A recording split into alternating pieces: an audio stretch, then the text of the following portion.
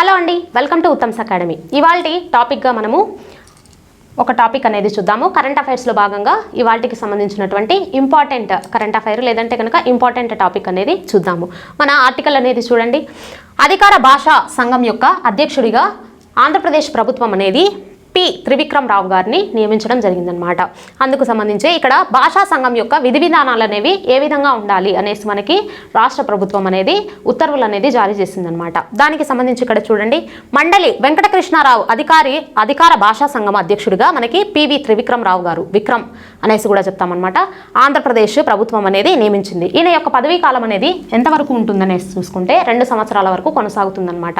ఇక్కడ ఈ అధికారిక భాషా సంఘం పేరు అనేది మార్చారండి. ఆగస్టులో మనకి మండలి వెంకట కృష్ణారావు గారి పేరు అనేది దానికి యాడ్ చేశారనమాట.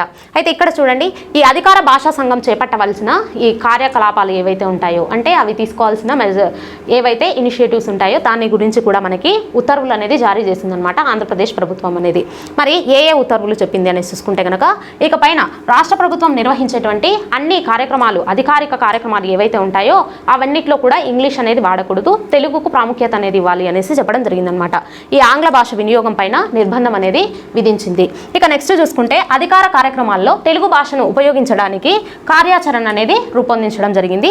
తెలుగు వాడకంలో సాధించినటువంటి ప్రగతి ఏదైతే ఉంటుందో, ఇక పైన జరిగేటువంటి అన్ని కార్యకలాపాలు కూడా తెలుగు భాష అనేది వాడాలన్నమాట.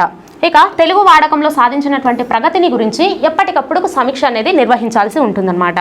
ప్రభుత్వ కార్యాలయాలు, ప్రభుత్వ రంగ సంస్థలలో, ఈ ప్రభుత్వ కార్యాలయాలు మరియు ప్రభుత్వ రంగానికి చెందినటువంటి సంస్థలలో తెలుగు వాడడం గురించి తనిఖీలు చేయడము మరియు సంబంధిత అధికారులకు తగిన సూచనలు అనేవి ఇవ్వడము ఈ అధికారిక భాషా సంఘం అనేది చేపట్టవలే. ఇక ఆంధ్ర భాషాభివృద్ధికి ప్రభుత్వానికి సిఫార్సులు చేయడము, ఈ మేరకు ప్రభుత్వానికి నివేదికలు అనేవి సమర్పించడము ఈ అధికారిక సంఘం చేయవలసినటువంటి ముఖ్య విధులుగా పేర్కొందనమాట. అయితే ఇక్కడ చూడండి, మనకి ఆంధ్రప్రదేశ్ అధికారిక భాషా సంఘానికి నూతన పేరు అనేది ఇవ్వడం జరిగిందనమాట. మండలి వెంకట కృష్ణారావు గారి పేరు అనేది ఈ అధికారిక భాషా సంఘానికి పెట్టడం జరిగింది. ఎందుకంటే మండలి వెంకట కృష్ణారావు గారు తెలుగు భాషకు చేసినటువంటి సేవకు గాను గుర్తింపుగా ఆయన పేరు అనేది అధికారిక భాషా సంఘానికి అనేది ఇవ్వడం జరిగింది. మరైతే ప్రస్తుత అధ్యక్షుడిగా మనకి ఎవరు నియమితులయ్యారు అనేసి చూసుకుంటే త్రివిక్రమ్ రావు గారు అయ్యారనమాట. విక్రమ్ పూలా అనేసి కూడా ఆయనని చెప్తాము. ఈయన పదవీ కాలం అనేది 2 ఏళ్ల పాటు కొనసాగుతుంది. ఇక ఈ అధికారిక భాషా సంఘం ఆంధ్రప్రదేశ్ అఫీషియల్ లాంగ్వేజ్ కమిషన్ అనేది ఎప్పుడు ఏర్పడింది అనేసి చూసుకుంటే కనుక 1966లో ఏర్పడిందనమాట. 2010వ సంవత్సరంలో సాంస్కృతిక శాఖలో ఇది అనేది విలీనం అయ్యింది. ఇక దీనికి మొదటి అధ్యక్షుడిగా మనకి ఆంధ్రా గాంధీగా పేరుగాంచినటువంటి వావిలాల గోపాలకృష్ణయ్య గారు అధ్యక్షత వహించారు. ఇదండి దీనికి సంబంధించి. Thank you for watching.